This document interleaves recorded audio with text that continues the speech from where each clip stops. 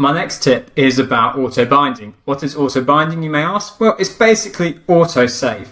So I've got a list of products, where products is a data type in my database, and that this is my repeating group. And you can see that I've got a label, it's just ordinary text, and then I have an input. And at the moment, I have the initial content set to be the value label. So what if I wanted to rename this to red trainers?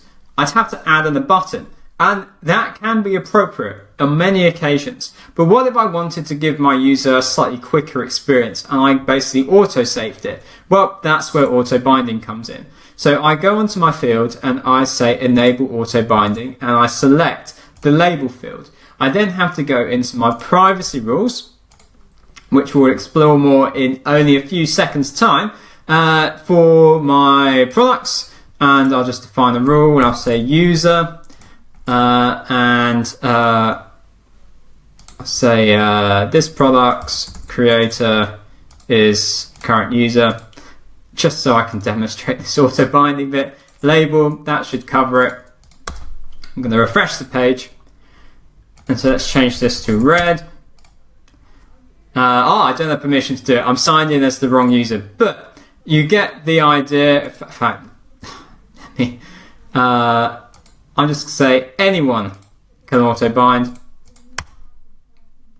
Very unlikely you're going to want to set this up, but look, I can change it to red and it's now updated to red trainers. On auto binding, you may want to consider giving your user some sort of feedback. You can trigger an alert after an auto binding operation is completed. Let me show you how. We can say show alert, and so you can add in a Bubbles core alert element into that, and so you could show a little alert in the top right corner saying saved, something like that, because some people maybe they've never used Google Docs before. They're going to ask, well, how do I save this? Is it saved? It always helps to give your users a bit of visual feedback that indeed the change they've made has been saved. So that's auto binding.